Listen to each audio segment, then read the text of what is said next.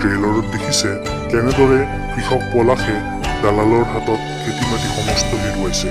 বৰ্তমান ধাৰ ঋণৰ বোজা সহিব নোৱাৰি পলাশ দালালৰ লগোৱা হৈ পৰিছে।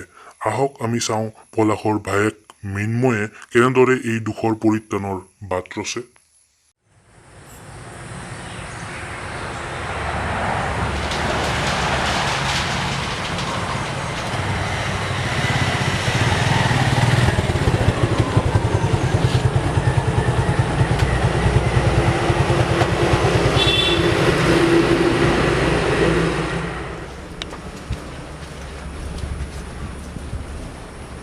আইতা দাদা কো দাদারে 3 দিন মান আগতে ঘর বেরে ওলাই কি 3 দিন মান আগতে ঘর বেরে ওলাই আমার জীবন জুনে বরবাদ করেছে মই সিহঁতৰ জীবন বৰবাদ কৰি দিম।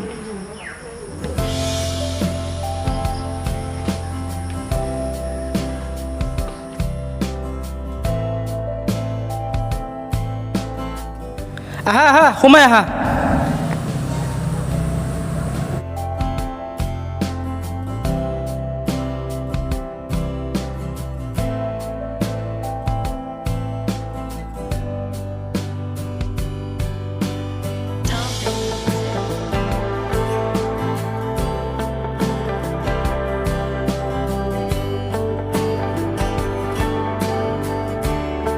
আৰে আৰে চোৱাচোন এইবা হেং হ'ল নেকি নে চোৱাচোন। অঁ হেং হৈ গ'ল নেকি মৃন্ময়? এই চোৱাচোন কি হ'ল লেপটপটো। এই টেকন'লজিৰ বিষয়ে আমি একোৱেই নাজানো হে মৃন্ময়। হ'ব হ'ব মই কৰি আছোঁ। আপোনালোকে এই ফৰ্মখনত চহী কৰি দিয়ক।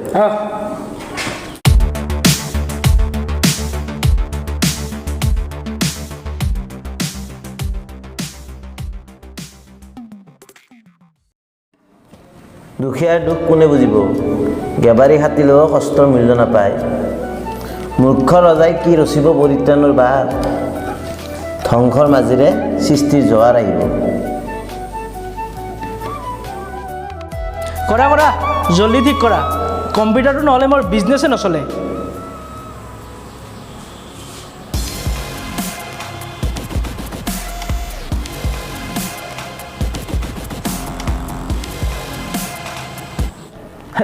কোন এটা কৰিব পোৱালে?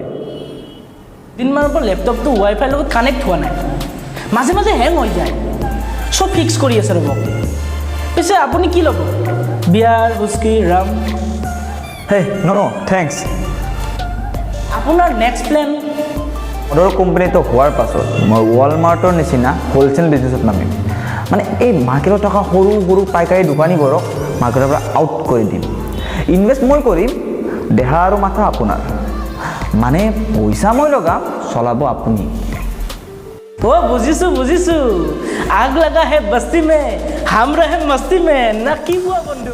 ছাৰ প্ৰচেছ ষ্টাৰ্ট হৈ গৈছে। 2 ঘণ্টা টাইম লাগিব কমপ্লিট হওঁতে। তাৰপিছত মই কনফিগাৰেশ্যনটো মিলাই দিম। হ'ব একো নাই। আহা বহি লোৱা, তুমিও বহা। প্লাছ চালৈ আহ। আচ্ছা বদন ভৰালি, মদৰ কোম্পানী বনোৱাৰ পাৰ্মিশ্যনটোতো মই ওলাই ল'ম।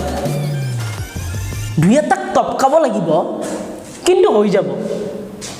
আৰে মদৰ কি, ড্ৰাগছৰ বেপাৰ কৰোঁ বুলি কওক না, মই ৰেডি আছোঁ।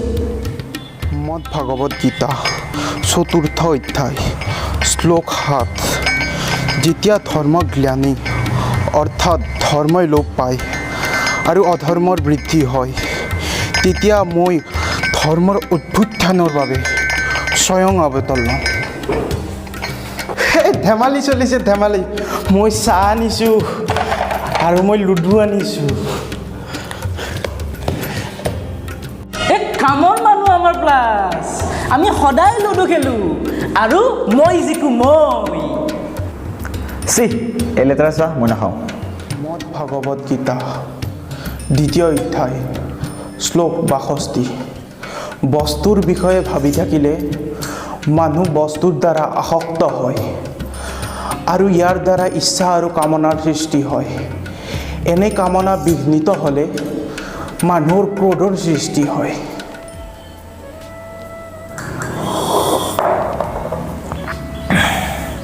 মুধাৰে পানী বগৰা অকণমানি ঘৰ এটা য'ত আইতা দাদা আৰু মই মুড়ি খাই শুই থাকোঁ আমি শুবলৈ বিচনা নাই পিন্ধিবলৈ কাপোৰ নাই আনকি খাবলৈ খাদ্য নাই জ্বৰত থৰথৰকৈ কঁপি থকা নৰিয়া আইতাৰ শৰীৰ আৱৰিবলৈ আনকি এখন কম্বলো নাছিল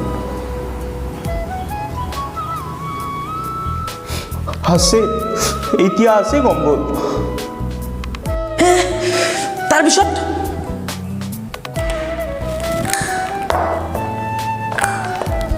দুৰ্বল মানুহে যদি জীৱনৰ কোবাল নদী পাৰ হয় তোমাৰে সাহস তুমি হেৰুৱাবানো কি মানুহে মানুহৰ বাবে মোৰ হেৰুৱাব লগা একো না পইচা দি সহায় কৰিব নোৱাৰিম দে আৰু জীৱনৰ গোবাল নদীৰ পৰা বাহিৰ ওলাব লাগেই বা কিয় তুমি তাতেই কক বকাই মৰা না ভাই প্ৰেৰণা জগাব পৰাকৈ কিবা এটা কৰিব পাৰিলেতো ঠিকেই আছিল ড্ৰাগছৰ বিজনেছ কৰিব লাগিছিল পইচাৰ বৰষুণ আহি লয় ইনভেষ্ট মই কৰিম দেহা আৰু মাথা তুমি লগাবা মানে পইচা মোৰ চলাবা তুমি দিন হাজিৰা কৰি কৰি ইঞ্জিনিয়াৰ হৈছোঁ এতিয়া নেটৱৰ্কিঙৰ কাম কৰি চলি আছোঁ চলি যায় দুবেলা দুমুঠি খাই তৃতীয় মুঠি আপোনাক খুৱাব পাৰোঁ নাখাওঁ আপোনাৰ লেতেৰা এমুঠি ভাত আৰে মই খাম কোনে দুখীয়াৰ ভাতমুঠি কাঢ়ি সোণৰ কাঁহীত খাৱ কোনে দুখীয়াৰ চকু টোপালেৰে মুকুতাৰ মালা সিয় উফ কেতিয়া হ'ব এই কানেকশ্যনৰ কামটো কমপ্লিট মানে আমাৰ এই ডেকা ল'ৰা ছোৱালীসকলৰ বাবে ইণ্টাৰনেট 24 ঘণ্টা ফ্ৰী কৰি দিব লাগে সিহঁতক বিজি কৰি ৰাখিব লাগে মদ ভাং ড্ৰাগছ এইবোৰ বজাৰত এভেইলেবল কৰি দিব লাগে মানে এণ্টাৰটেইনমেণ্ট কাম এনজয়মেণ্ট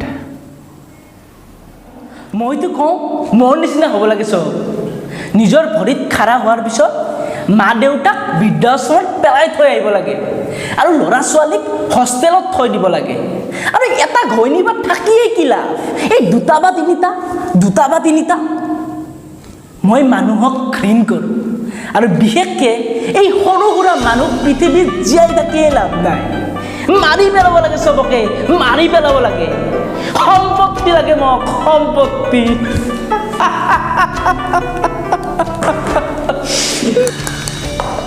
হে হাৰিল আপোনাৰ চাগৰ হাৰিল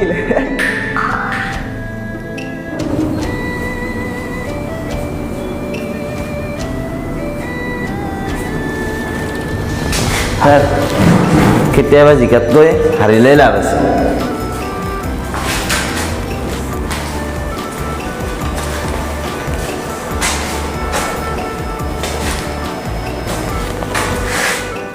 ছাৰ আপোনালোকৰ কম্পিউটাৰ ঠিক হৈ গ'ল এতিয়া আপোনালোকৰ বেপাৰ চলাব পাৰে আমিও আপোনাক বিদায় দিব পাৰোঁ কিমান হ'ল কওক ধন্যবাদ আকৌ চাগে লগ নাপাম আৰে কি হ'ল আৰে দালালৰ দাস এই চোৱাচোন কি হ'ল অঁ কি হৈছে সি কি ঠিক কৰি গ'ল বে ৰ'বক আৰে মোৰ লেপটপটো দেখোন হেং হৈ থাকিল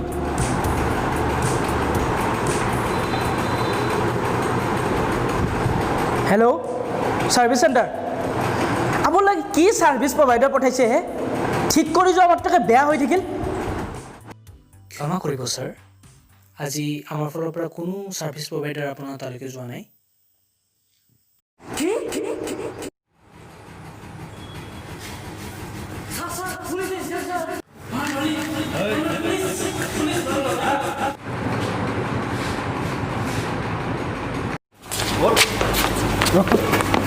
ভূষণ লেপটপ কেইটা উঠাই লওঁ ভিতৰৰ পৰা হ'ব মই কৰি আছোঁ আপোনালোকে এই ফৰ্মখনত চহী কৰি দিয়ক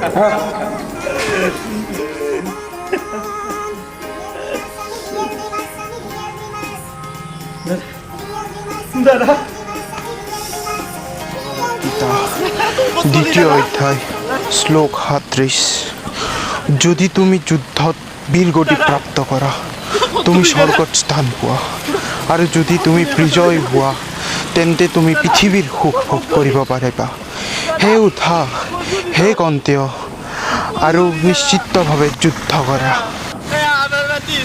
আমাৰ মাটি দলিল আমাৰ হাততে না তই আকৌ খেতি কৰিব পাৰিবি দে না তই আকৌ খেতি কৰিব পাৰিবি দাদা